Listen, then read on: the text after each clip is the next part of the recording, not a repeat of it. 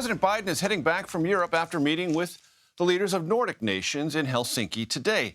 The visit caps off a multi-day trip to the continent, and the president is celebrating several significant goals achieved at the NATO summit in Lithuania, including Turkey's decision to back Sweden's bid to join the alliance. That's a big reversal, as well as new security commitments for Ukraine and its ongoing battle with Russia.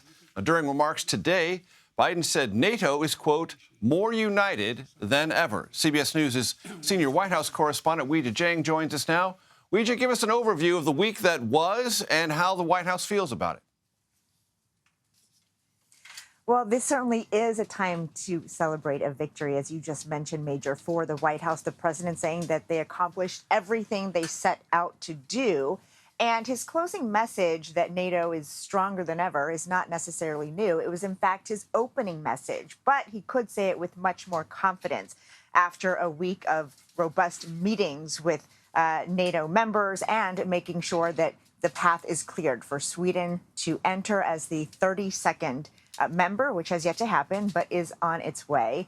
And also, as you mentioned, to present new security assurances to Ukraine, as he spent much of his time here trying to bolster and rally support for that country as the war drags on there. But, Major, it is interesting today that when asked whether this war could continue to drag on, he did say he believed that Putin has already lost because, in his opinion, he does not believe Russia can win the war. He also said that even though Ukraine is not technically in NATO, that, of course, this alliance will continue to offer the support needed for this to draw down. Major. And, Weijia, there was also an announcement today from the U.S. Secret Service about cocaine that was found inside the White House complex, the West Wing specifically. What did the Secret Service say? Well, not exactly what the president wanted, according to his own press secretary, who, when this happened 10 days ago and the cocaine was found inside the West Wing of the White House, she insisted that it was very important to President Biden to find out who brought it in.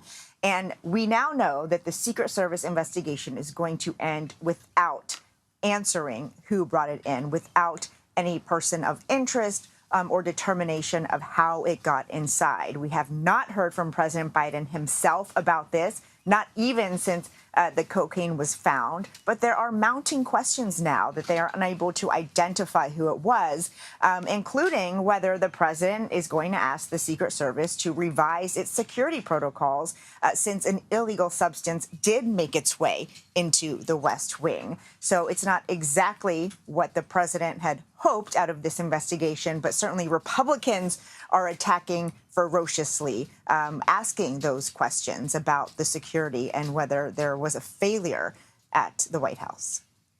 Weijia, thank you. We should know the Secret Service said no DNA, no fingerprints, and no video. Lots of questions remain.